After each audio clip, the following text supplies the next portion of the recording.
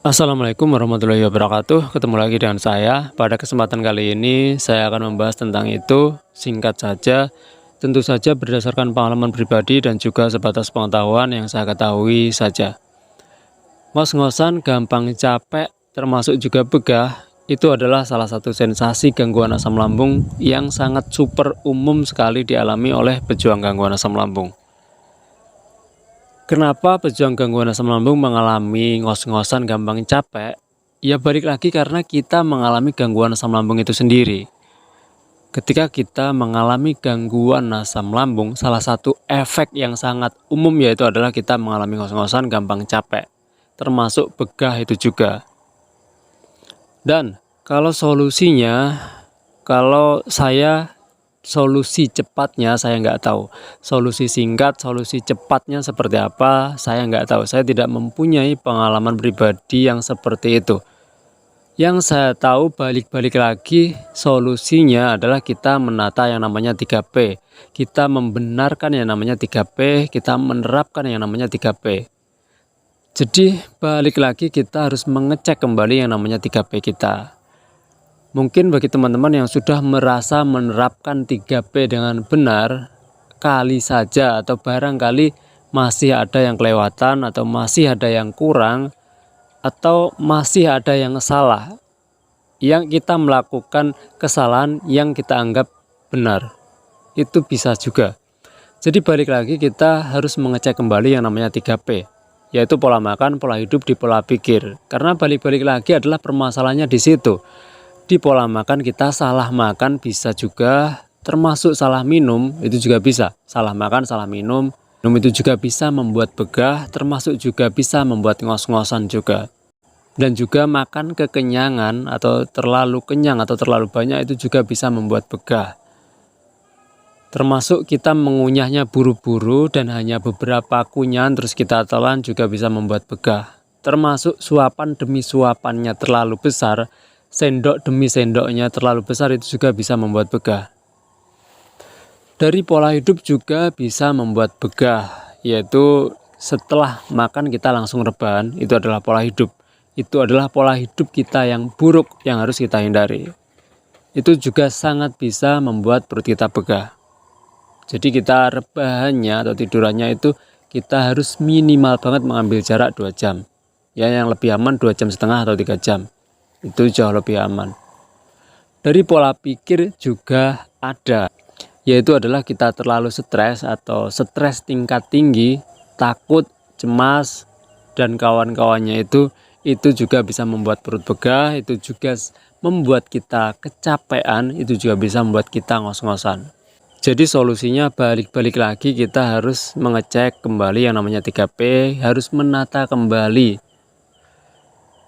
Dan gini, semakin kita serius menerapkan 3P dengan benar, semakin konsisten, semakin jujur, ya maka yang namanya sensasi-sensasi seperti itu akan semakin cepat hilang dari diri kita.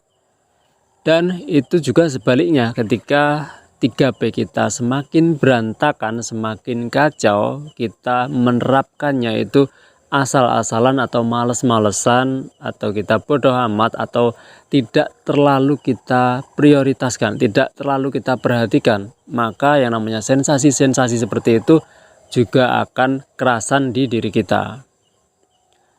Jadi memang kuncinya adalah 3P benar. Dan juga untuk mengatasi begah, kita bisa meminum air hangat, itu juga bisa membantu mengurangi begah. Kita menghirup minyak aromaterapi, kita balurin perut kita dengan minyak aromaterapi, itu juga bisa membantu. Bisa membantu membuat suasana itu menjadi sedikit lebih nyaman. Jadi kitanya nggak terlalu cemas, nggak terlalu khawatir, nggak terlalu panik, nggak terlalu takut. Dan juga kalau teman-teman cocok bisa meminum yang namanya herbal jahe. Itu juga bisa membantu mengurangi begah. Atau kalau nggak cocok dengan jahe, bisa menggunakan herbal biji pala, itu juga bisa mengurangi begah. Dan bisa juga kita dengan cara gerak santai atau jalan kecil, jalan santai itu juga bisa mengurangi begah.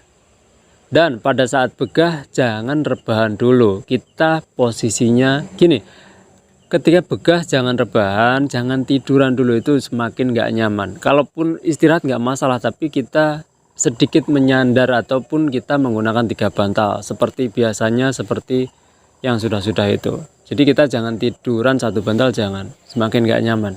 Dan pesan saya adalah gini, ketika kita menerapkan 3P dengan benar, terus sensasi-sensasi sudah mulai hilang, sudah mulai enakan, kita jangan buru-buru balik ke mode awal. Mode awal yang saya maksud adalah kebiasaan-kebiasaan kita sebelum kena gangguan asam lambung. Jangan buru-buru balik ke mode itu lagi.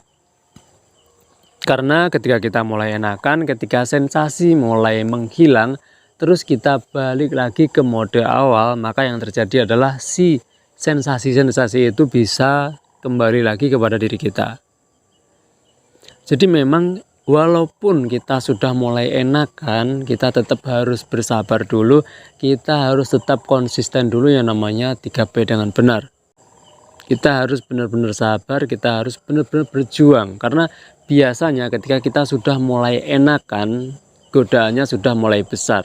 Kita biasanya kalah gitu, godaan-godaan itu sudah mulai besar dan kitanya kalah, pada akhirnya kita kembali ke mode awal, dan itu adalah kerugian untuk kita. Sensasi-sensasi akan bisa kembali kepada diri kita. Jadi sekali lagi kita harus tetap sabar, jangan buru-buru balik ke mode awal.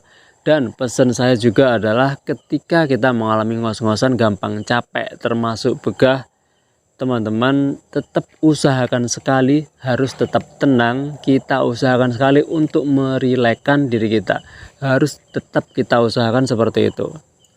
Karena kalau pengalaman pribadi saya ketika mengalami ngos-ngosan gampang capek termasuk begah, itu saya cemas, saya stres, saya bingung, saya panik, takut, karena memang dulu saya belum tahu. Jadi berangkat dari pengalaman pribadi saya yang seperti itu, saya titip pesan kepada teman-teman, ketika mengalami ngos-ngosan gampang capek termasuk begah, teman-teman tetap santai, tetap tenang, tetap diusahakan untuk tetap tenang.